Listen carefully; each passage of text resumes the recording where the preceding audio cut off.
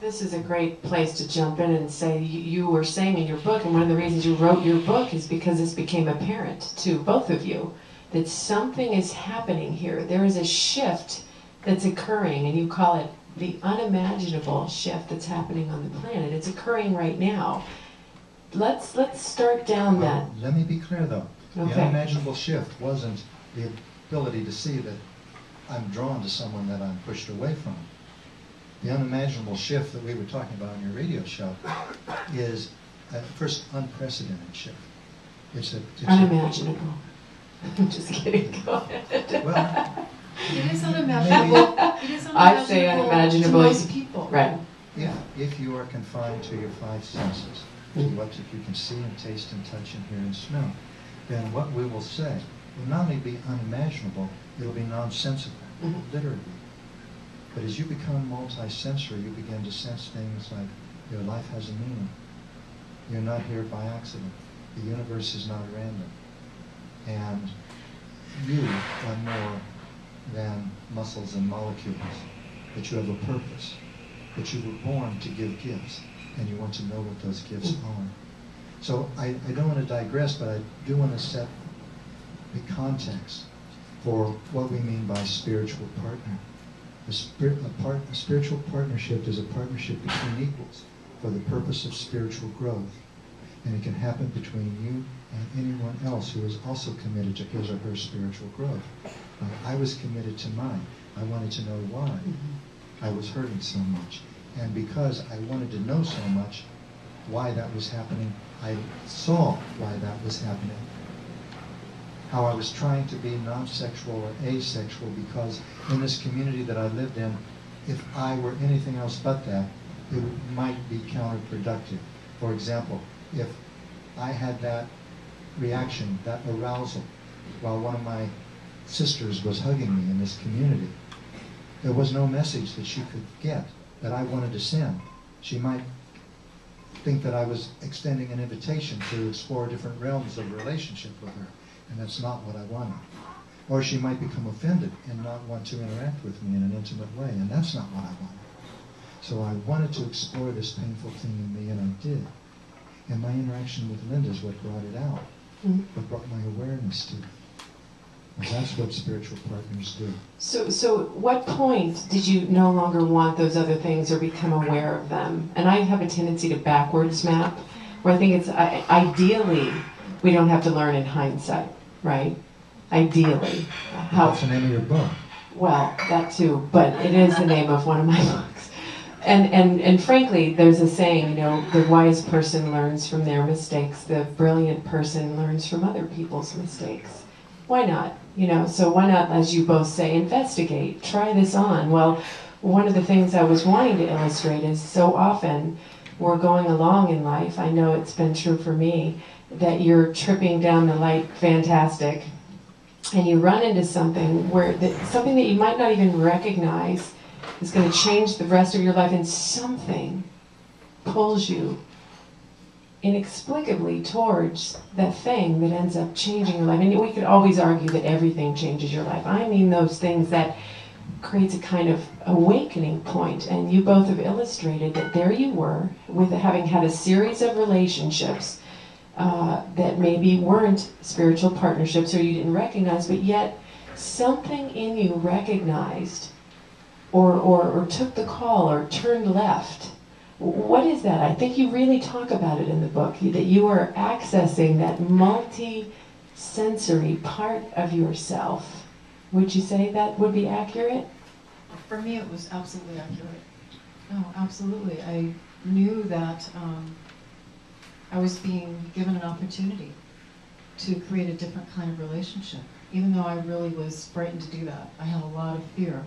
I had a lot of parts of me that didn't want to do that, but I knew I had that opportunity.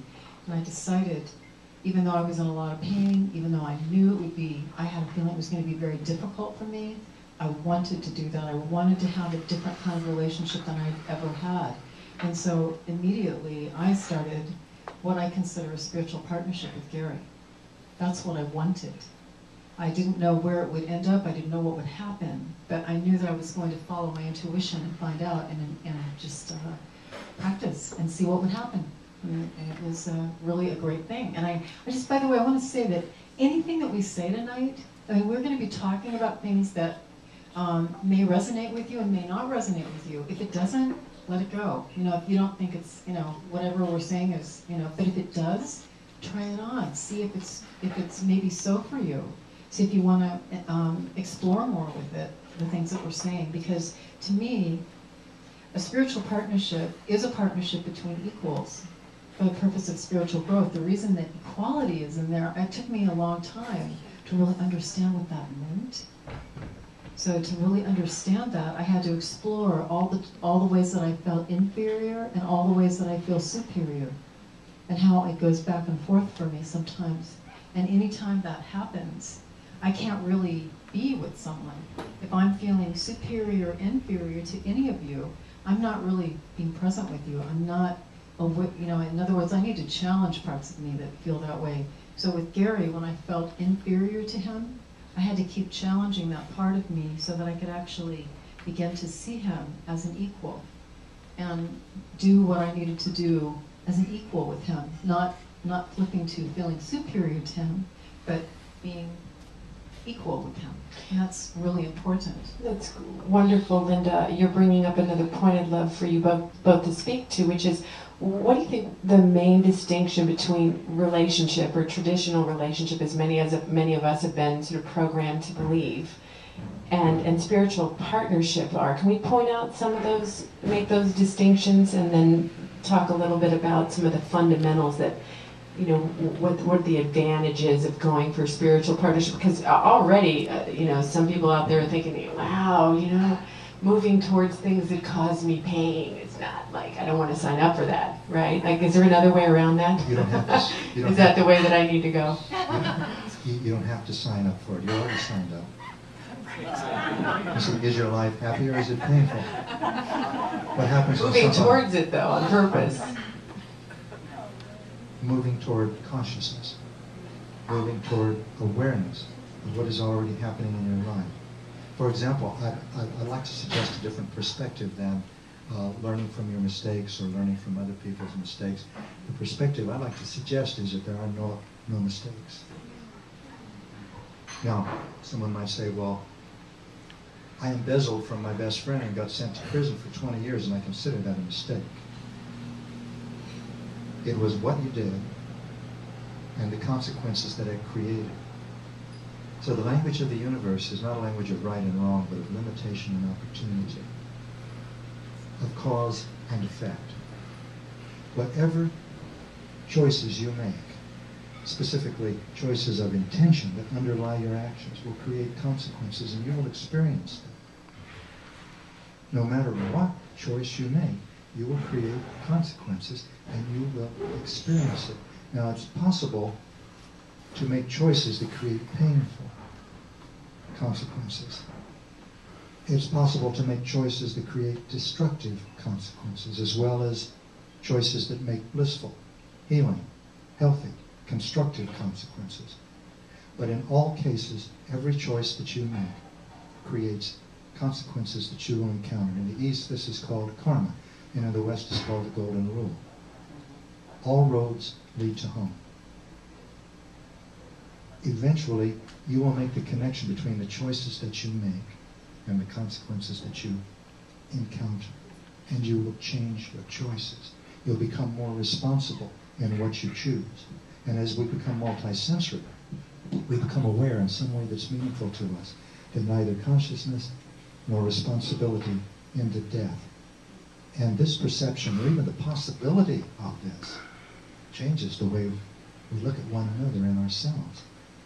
You know, Niels Bohr is one of my heroes. He was the founder of quantum mechanics. And there's a story that he had a horseshoe over the door of one of the sheds at his institute in Copenhagen. One of his colleagues was visiting. As they were walking around, the colleague saw the horseshoe and said, "Niels, you don't believe in that, do you?" And Niels said, "No, I don't believe in it, but I understand that it works even if you don't believe in it."